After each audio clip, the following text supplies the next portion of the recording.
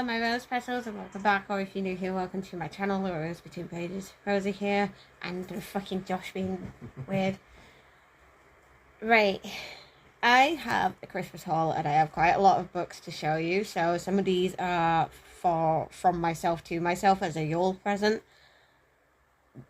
Some of them are from my dad, some of them are from my mum, and some of them are from my Auntie Gina. So let's dive in, shall we?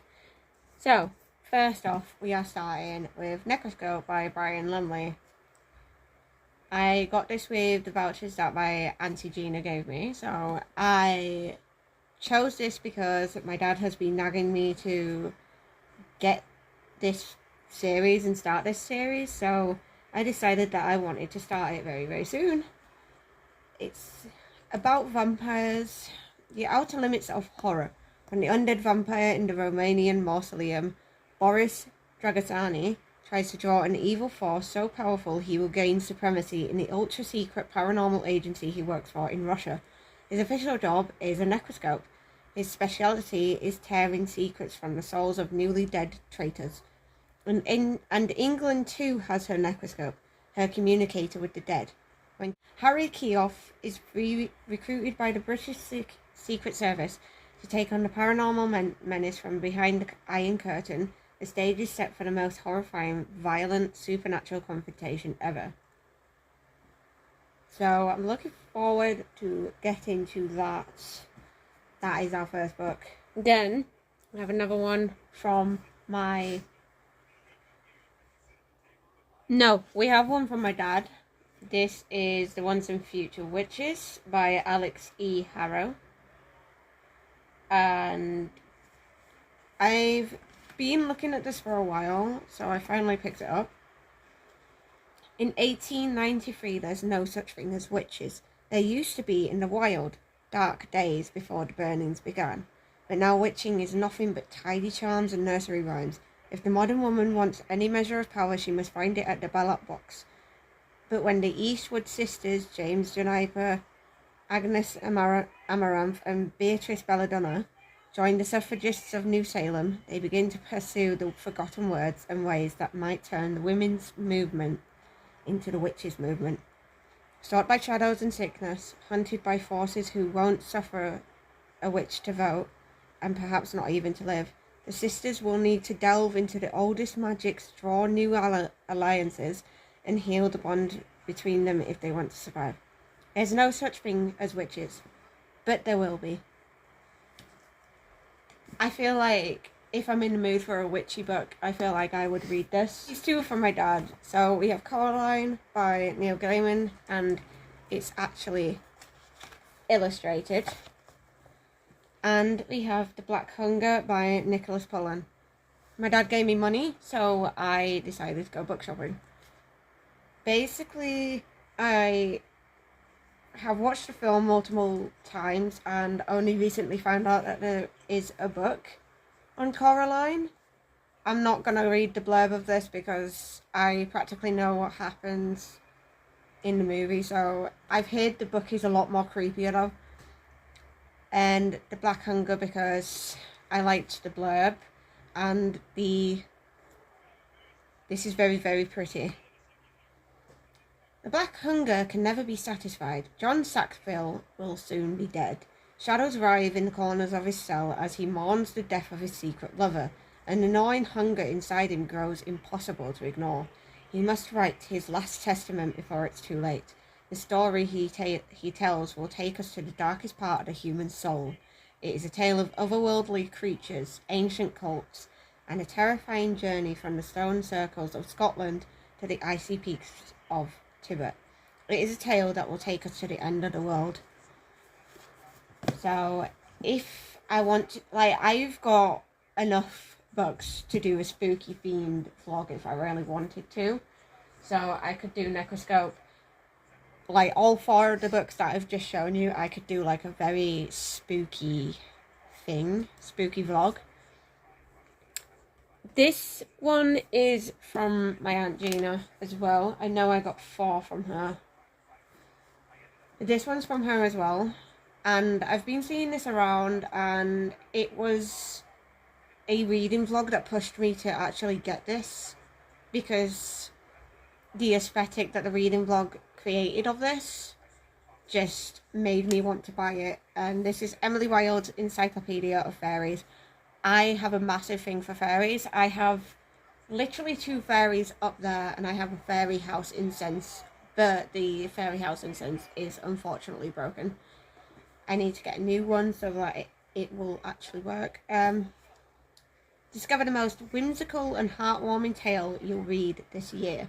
Emily Wilde is good at many things. She's a genius scholar and a meticulous researcher who's writing the world's first encyclopedia of fairy lore.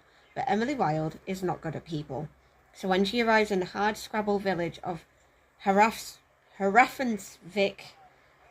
Emily has no intention of befriending the gruff townsfolk. Nor does she care to spend time with another new arrival, her insufferably dashing rival, Wendell Bambleby. I honestly love that name, Wendell Bambleby. But as Emily gets closer to uncovering the secrets of the hidden ones, the most elusive of all fairies, she also finds herself on the trail of another mystery. Who is Wendell Bambleby, and what does he really want? To find the answer, she'll have to unlock the greatest mystery of all, her own heart. Looking forward to that. This one I've already read. This is The Cabin at the End of the World. I got this with the vouchers my auntie gave me. This is by Paul Tremblay. This is very, very gruesome. And basically you are following Wen and her parents, Eric and Andrew. And they are on vacation in a cabin. And 4 people arrive at their cabin with ominous looking weapons with them. And the big guy Leonard is like, we know that your parents aren't gonna let us in, but what you decide could change the world. I didn't like the ending of this. It was a very open-ended, was this? But I'm pretty sure I gave it 4.5 stars. Just be careful with the gruesome, the goriness and child death in this one. Then I just got these for today. So these came in the post today, and these are from me. I'm just gonna put them here, if I can. I'm rearranging my bookshelves today. I'm really gonna do that. So you have the children's block by Otto B. Kraus. I liked the sound of this. I got all 4 of these from the works, by the way. I liked the sound of this because I like my World War I things, and I like stories relating with how people survived in Germany and stuff like that. So, for example, The Book Thief. The Book Thief was one of my favourite things of all time. Wait, no, I bought 4 from my dad, actually. I've just remembered I have another one like this, which is The Nightingale by Kristen Hanna. So these are both World War books. We lived on a bunk built for 4, but in times of overcrowding, it slept 7 and 8, and at times even 8. We grew intimate not only in body but also in mind, because we knew that though we weren't born of one womb, we'd certainly die together. Alex Erin is a poet, a prisoner, and a teacher in Block 31 in Auschwitz-Birkenau, the children's block. He spends his days trying to survive while illegally giving lessons to his young charges, shielding them as best he can from the possible horrors of the camp. But trying to teach the children is not the only illicit activity that Alex is involved in. And then The Nightingale by Kristen Hanna. I have heard so many good things about this book because I've heard loads of people cry about this book. I have read one of her other books, which was The Four Winds, which was about a draft. Is it a draft or a drought when it's all dry? Drought. A drought. Okay. It was on about a drought and how people lived in it, and it was based around this seamstress, so I was really interested in that, and it was a really good book, and it was good to listen to. Right. Oh, this is soon to be a major motion picture as well. I did not know that. If I like it, then I'll watch the movie. This story is about what it was like to be a woman during World War II, when women's stories were all too often forgotten or overlooked. Vianne and Isabel Mauriac are two sisters separated by years and experience, by ideals, passion, and circumstance, each embarking on her own dangerous path towards survival, love, and freedom in war-torn France.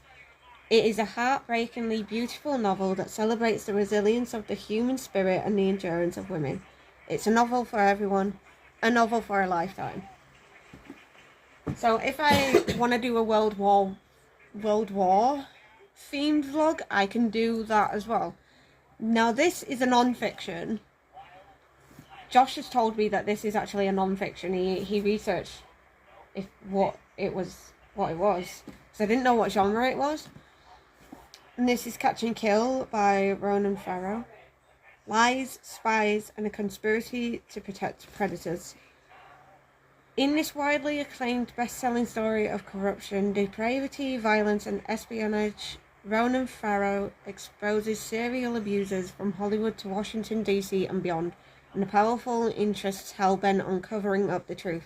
In 2017, Ronan Farrow embarked on what was then a routine TV investigation, which led him to a story until now only whispered about, that one of Hollywood's most powerful producers was a predator, protected by fear, wealth, and a conspiracy of silence. Catch and Kill is the story of the exotic tactics of surveillance and intimidation deployed by rich and connected men to threaten journalists, evade accountability, and silence their victims. And it's the story of the women who risked everything to expose the truth and who sparked a global movement. I thought this was fictional, but it sounds really good, so I actually want to read this. Accidentally picked up a non-fiction, but that's fine. And then these two. This is not what you think it is. This looks like a love story. It is not. I can tell you. It is a mystery. Love Me Not by MJ Arledge. I liked the look of the cover. Like, I love dandelions. It's dandelion. Sorry.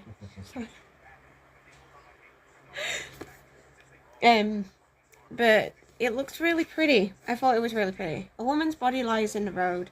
At first it looks like a tragic accident, but when Helen Grace arrives on the scene, it's clear she's looking at a cold-blooded killing. But why would anyone target a much-loved wife and mother? Across town, a shopkeeper is killed while his customers are left unharmed. But what lies behind the killer's choices? Who lives? Who dies? Who's next? Clock is ticking. If Helen can't solve this deadly puzzle, then more blood will be shed. But any mistake, and it might be her own. That is Love Me Not. I'm going to get a drink because I'm getting very thirsty. Give me 1 second. Right. Had my drink. The next one is a dark and twisted Disney. But it's from one of my favourite Disney films, which is Nightmare Before Christmas. And this is Sally's Lament by Marie Mancusi. I saw this in Asda, actually. But like I say, all four of the books that I've just shown you are from the works. What if Sally discovered Christmas Town instead of Jack? Oh, okay. I haven't actually read the blurb of this. I just saw it and I was like, yep, I need to get that. Sally has mostly loved her life in Halloween Town, but she can't help wanting something more.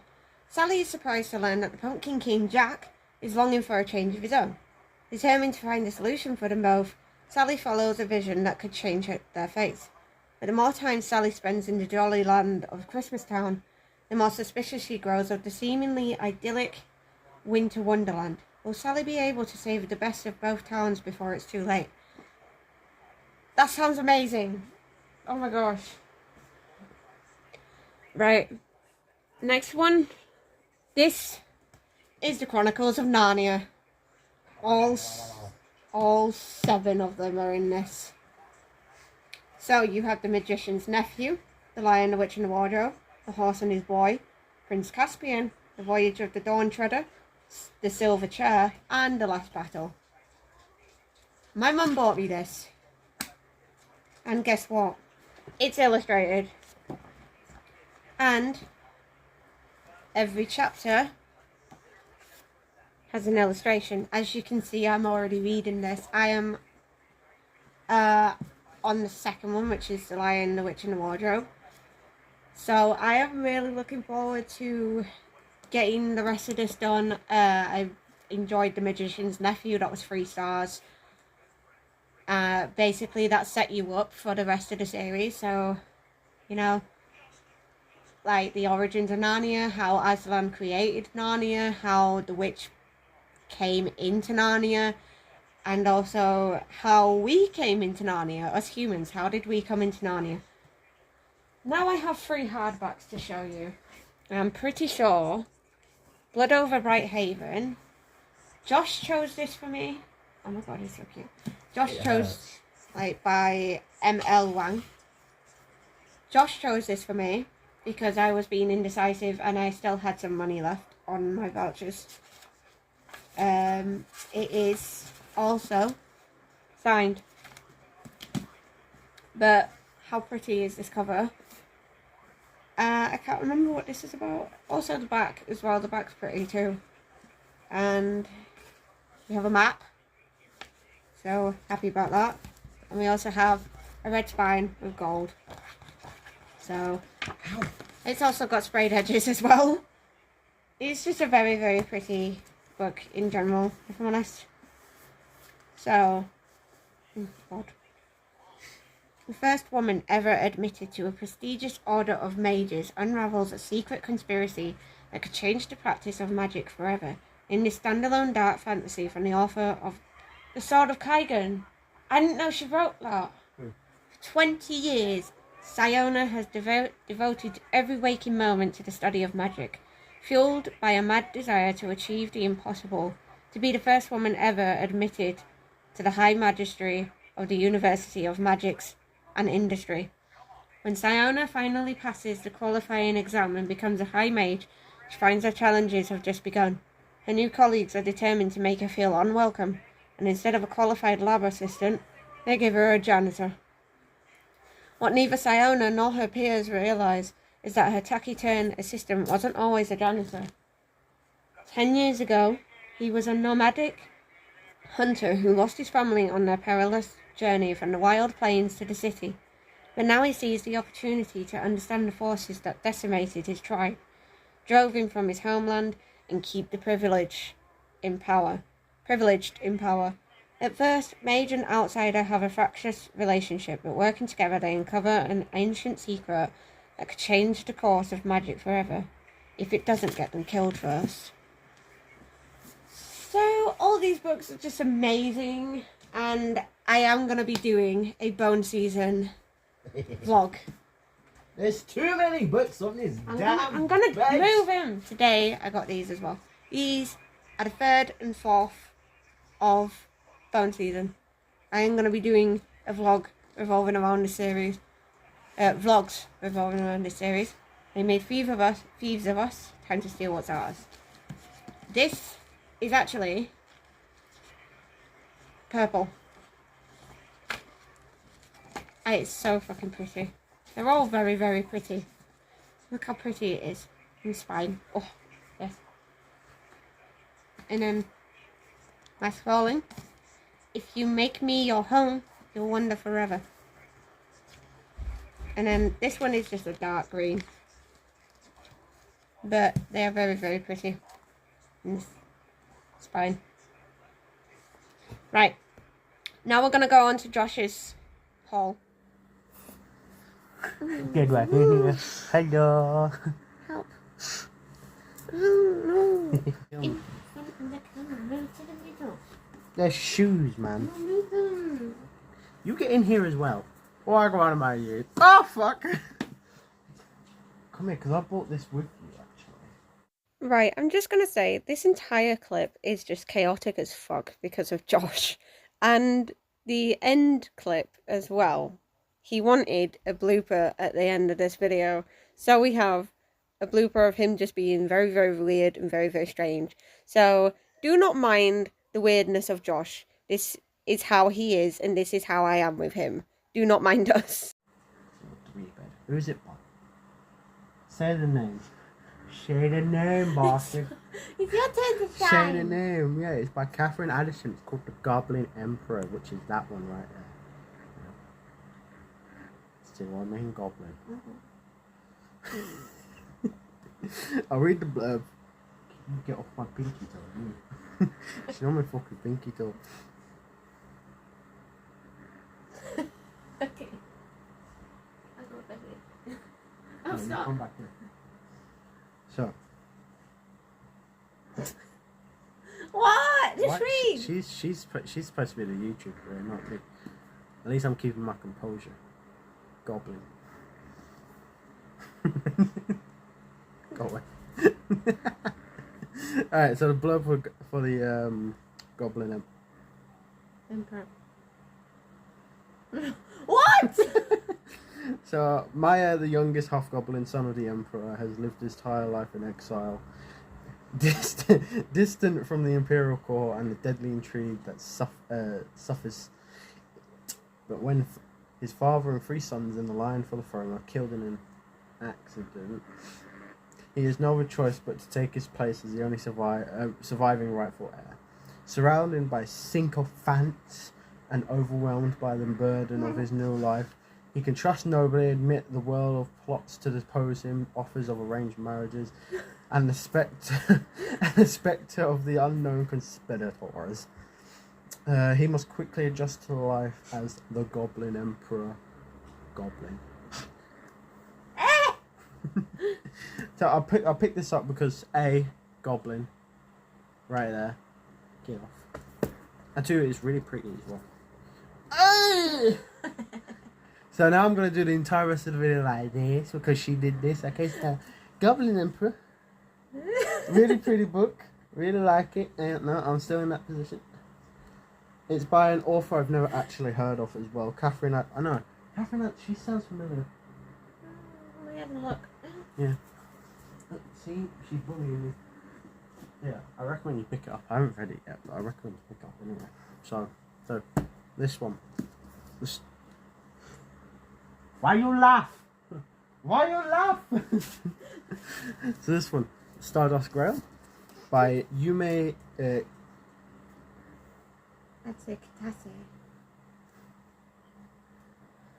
Kitase. Namaste. Yeah. So yeah, Yume Kitase. It is a sci-fi book. Yeah. Show it naked then. I'm not getting naked. It's black like my heart and soul. Yeah, it's pretty nice. Why are you? And it really is a pretty book, and it's like red with a tear in space, and you got like fuck off you with like a space kraken tentacles. So yeah, let's see if yeah. So Maya Hashimoto was once the best art thief in the galaxy. For 10 years, she returned stolen artifacts to alien civilizations. Fucking sci-fi Robin Hood.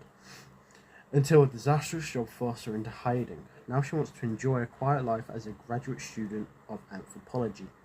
But she's haunted by persistent and disturbing visions of the future. Then an old friend comes to her with a job she can't refuse. Find a powerful object that can save an alien species from extinction. Oh, to be honest, I forgot this entire blurb. Now I'm really interested again. I'm currently reading Skyward by Brandy Sandy, and that's like almost entirely sci-fi. So yeah, good book. I love it. Good books. I'm loving the first one, Skyward. I meant to say sorry.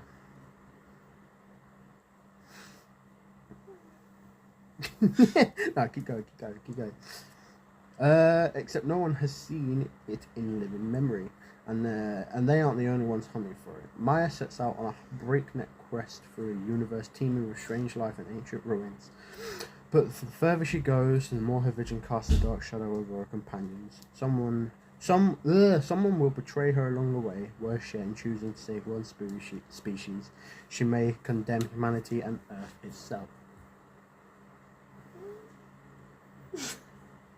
I really feel like this shouldn't just be like a singular book.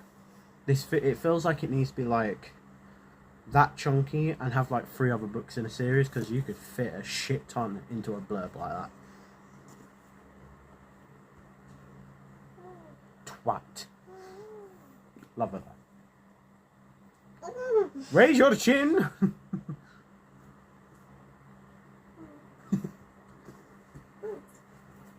No!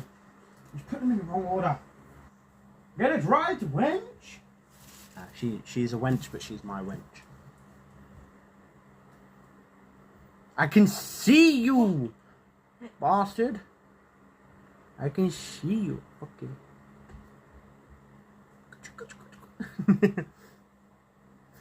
Alright, so I don't think this needs an introduction. Right. Before anybody asks, Rosie, what are you doing behind Josh in this part? I am trying to make the sparkle emoji with my arms, and it's not working. It's just making it even more funnier. This is the Word of Radiance.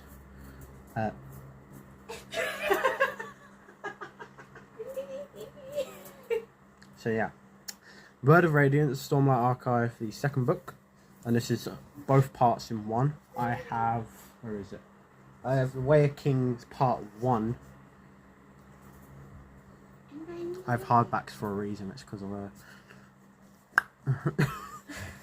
yeah, I have The Way of Kings Part 1 in hardback. I need to find Part 2 because I was originally going to get Word of Radiance in hardback as well, but people were reselling it for like twice the price. I ain't paying that. Fuck that. But yeah, I don't think this one needs an introduction here, but it's a really pretty cover though. And it's not one dust cover either. It's just full on hardcover. Really nice. Buddy reading Tress of the Emerald Sea. Yeah. Gonna be a good time with that. We're gonna be buddy reading that and Dune. You still need to read Era 2. I've read Era 1 and 2 and The Secret History. And we're gonna be buddy She's reading only read this this creature, this beautiful creature right here. Like, she's only read Era 1, and it's been a while since she's picked up. No, because I've read a lot of law as well. I know, she started Era 2. My bad. She already. Fuck you! Yeah, she started Era 2, but she needs to hurry up and shit. She's trying to tell me something. Bye. You saw how chunky that one. See how chunky this one is. This is now the officially second biggest book that we've got in the house, in the flat. This is Oathbringer, the third book in the Stormlight Archive series. And I think these are the UK version of the covers. I think so. I think these are the UK exclusive we have covers, because Brandy, the way he does it is like, I believe like most countries that get released get like a general purpose cover, like general print. It's like, for example, the Mistborn. Yeah, the Mistborn is like series. all this nice like blue, white, and black letters. So it's Like all it's like- very similar to how Stormlight is. But I believe you can't get those outside of the UK.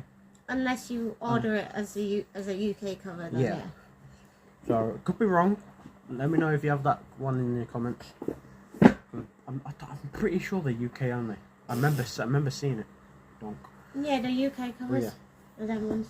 Oh, I didn't read the blog. No, you didn't. Shit. You think- Alright, rewind. Wait, hang on. It's part of Stormlight, so it might be spoilers. Well, I'll read the. Might be spoilers. I just have to say that now. I was excited to read it, man. You suck. Nah, I love you. That's what I was like with the third and the fourth one of Bone Seas, and I didn't read them. And now this is the book that she's pissed off about. Do you know why? Because The Stand used to be the biggest book. It is now the third biggest. Right? Third biggest. You can't actually tell. But this one is about... How big is 1,325. this one? Is 1,382. It's only just bit. Only just, that's like a good like Another chapter's 60. worth. Not bad. Another 60 or so pages. Just under 60. So yeah, and so this is the Rhythm of War, the fourth book in Stormlight Archive. No introduction needed again, really. And when I get paid, I'm going to be buying the Wind and Truth, the fifth book. Which he did pre-order. I did pre-order it, but of course Waterstone being Waterstones, they didn't take the money or didn't try and take the money until they attempted to dispatch the book. But of course, I didn't have the money at the time, so they didn't dispatch the book. It was just fucking annoying. Because it was the exclusive edition, and now I can't find it because everyone else is selling it for like double or triple the price. Cunts. Gonna have to bleep that out. I saw on this channel as well. Cunt. So yeah. No, can't read it. Can't read it. It's on like Yeah, no. purposes. Oh shit! I keep forgetting to. Oh, the map. Fuck's sake! He needs to show the maps. Arrgh. Show the maps. Nice little mappy map. Do a little dancey dance. Alright. I believe for something else as well. No. Is it just in the office? There's illustrations in there. I don't think they all have it. Do they all have illustrations? I think they do. Not too sure. I think you find out that they do. Yeah, they do, baby. Oh, I just knocked you in the chin. Alright. Yeah. There's an illustration around this part. He just wants to show an example of the illustrations. Look how fucking beautiful that is. Oh. Get my beard on top of it. There you go. I believe the map is the same for all of them. I believe. For the artistic side, isn't it? Renditions, artistic renditions. Yeah, illustrations. Illustrations. It's a bad little bit. Oh, she a devil. She a bad little bitch. She a devil. There you go. That's another one. I've been really trying, baby. This is really an ADHD video. Yeah, it is. Another beautiful illustration. Love it. So yeah, that's my Christmas book haul. Hi everyone, Editing Rosie here. It's currently the new year when I'm filming this because I didn't have time to film this yesterday due to the fact that I have been spending the entirety of New Year's Eve with my nieces and my mother-in-law. Basically, I am here to tell you that me and Josh didn't know that he had bought these two for Christmas until I had sorted these bookshelves out yesterday. So, I'm going to go through these with you and then we'll go to the outro clip. Right, so we have Cascade Failure by L.M. Sagas. Cascade Failure is an emotional and fun ride that you won't want to end. I loved this book. L.M. Sagas' debut, Cascade Failure, is a high-octane sci-fi adventure blending J.S. Ducey's Divide series with Firefly. It features a fierce, messy, chaotic space family, vibrant worlds, and an exploration of the many ways to be, and not to be, human.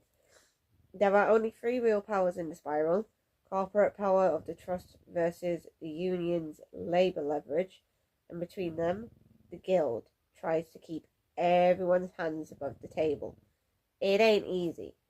Branded a guild deserter, Jal accidentally lands a ride on a guild ship.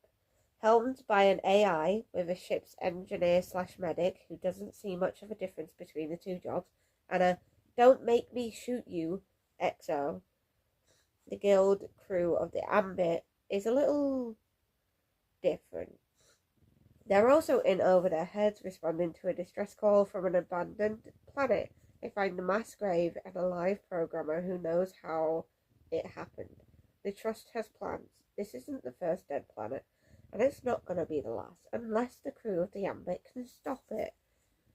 I can see why Josh chose this, because he loves, like, space sci-fi. It's his sort of thing. I'm a little bit scared to go into space sci-fi due to the fact that, yes, I love Star Wars, but I have listened to the audiobook of Chase Over the Stars or something, and I hated it. Or Chase the Stars. And the second one is Empire of Silence by Christopher Ruocchio. It was not his war. On the wrong planet at the right time. For the best of reasons. Hadrian Marlowe. I love the name Hadrian. started down a path that could only end in fire. The galaxy remembers him as a hero, the man who burned every last Cielcin from the sky. They remember him as a monster, the devil who destroyed a sun, casually annihilating 4 billion human lives, even the Emperor himself against imperial orders. But Hadrian wasn't a hero. He wasn't a monster. He wasn't even a soldier. That sounds like one of his Warhammer books, so I could see why he chose both of these. But yeah, this is why I am here, to show you that Josh actually bought these two for Christmas as well. That is the end of his haul. You can go back to past Rosie now. Well, I'm not going to show you mine because mine's very heavy to carry, but you'll see it in the thumbnail anyways. Yeah, I'll do mine. But Josh can do his, yeah. No. Mine's very heavy. Josh's is probably heavy as well. But yeah, thank you guys so much for watching. If you liked it, please make sure to give it a big thumbs up. Comment below if you've read any of these books. And let us know what you're starting 2025 with. I will be starting 2025 with Narnia. I'll probably be starting it with either Skyward or Cytonic. It's the next one, I think. No, Starsight, I think. Starsight, sorry. Yeah, Starsight. There you go. It's Josh's soul. I can't exactly hold mine up because mine's heavy. One-hand it. Oh, yeah. You can as well. Right. I'll do that for the fun now. Love you guys so much. We'll see you in the next video. Stay luscious, guys. Bye. Bye.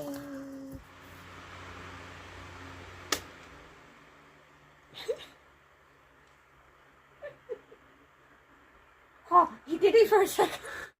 Basically, in this clip, Josh was trying to balance his haul on his blooming head. So he wanted to keep this in the video. So this is why this is at the end. You can skip to the end if you really want to. Yeah, this one. It's going to be part of the video, this. Okay. No, hang on. What are you doing? Straighten it. What are you doing?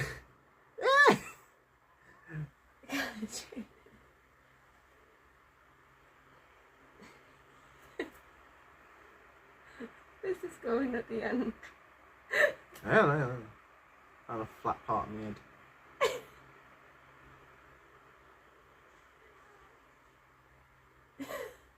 Woo!